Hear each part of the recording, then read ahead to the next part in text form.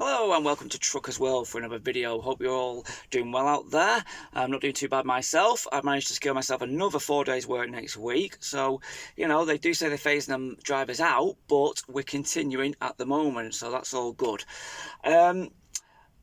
Obviously, you might have noticed I'm sat in a slightly different position and the sun is beating down on me. I moved over here because I thought it'd be easier, but it hasn't really made much of a difference, to be honest. So you just have to bear with the quality on this video, I'm afraid.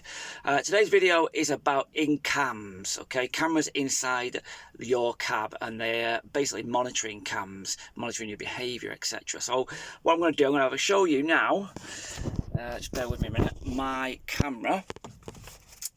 There we go. So you can see that camera there. It's on green at the minute because my ignition is on. Okay, you can see there.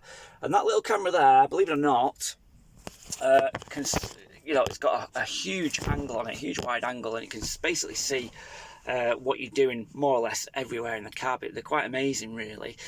Now, if I obviously switch the ignition off and take the keys out, that light is still on. It stays on for, I'd say, I'd guess maybe a good 10-15 minutes before it actually goes off.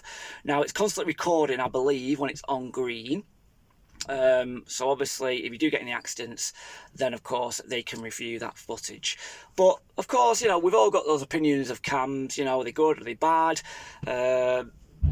All this privacy policy. I mean, I can see potentially if you feel you're being watched, then you're unlikely to, you know, munch on stuff, work with your phone maybe. You know, it makes you feel like you need to be on it, because some companies, especially where a big Arctic One company, I don't know the name because I was told this by one of the drivers, you know, you're instantly sacked. If they catch you eating, anything like that, you're instantly sacked. You know, puts a little bit more pressure on drivers, that, because sometimes, you know, you might want to nibble on a grape or two, and it's, you know, you're hardly endangering other road users, in my opinion. And of course, what about, you know, it's boiling hot weather and you need a drink? Are you meant to pull over every time you have a drink? Not really practical, is it? And then, of course, you know, sometimes these videos and when they take pictures, you know, they can read your body position differently than what it might be. If you've got one hand on the wheel, other hand resting, is that good or is that bad? You know, if you're looking or pressing a certain button on the dashboard, does that look like you're actually answering your phone or touching with your phone maybe? There's a lot of black areas really where it can cause a little bit of stress as well.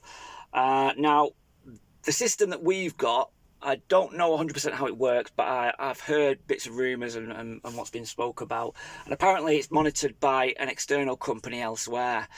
Now, they are on monitor, record, all the time. However, let's think logically about this. Is, you know, with all the different cameras in the cabs, and not all of them have them in the cabs. I'd say in our fleet of class 2 vehicles, probably maybe 3, 4 maybe have got them in, and that's it. So there's not too many, but still, there's not somebody now on the other end of that watching that camera 24/7, because obviously here we run a day and night shift. It's just not possible, and it's not going to happen. So, you know, you needn't worry, I don't think, about your privacy in that department. You know, if you want to pick your nose, I don't think anyone's going to be watching you 24/7. As far as the record goes, I was told that it's only meant to record, they're only meant to view the recordings in the event of an accident. Something like 30 seconds before, 30 seconds after, from what I've been told. However, this particular camera does take pictures periodically. Okay, I'm going to make you aware of this because I think you know, you guys need to know that as drivers, definitely. So again, you might be on a shift and it might not take a single picture, but my shift, and I noticed this the other day, I'm going to pass this on. Suddenly I saw the camera blink red. It kept on blinking a few times, maybe for about 5-10 seconds, give or take. And I'm guessing then that's the picture it's taken, because you can get infringements. I've been told, you know, when I came in for one infringement, I was like, really? I take my breaks, everything like that. And then he said to me, it might be camera footage.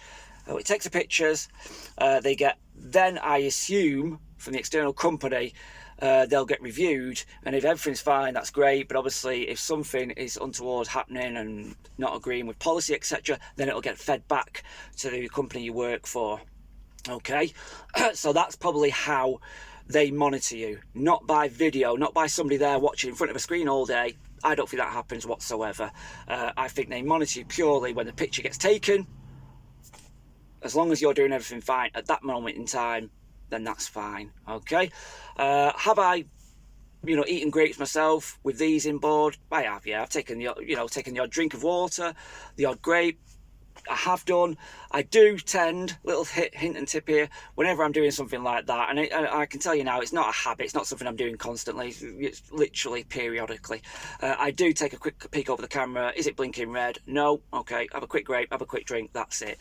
Okay, you've just got to use it to your advantage, but that's how this one particularly works, and I probably would imagine how most other systems work as well. There's just no way someone's going to be monitoring you, each camera individually in a cab for 24/7. It's just not possible.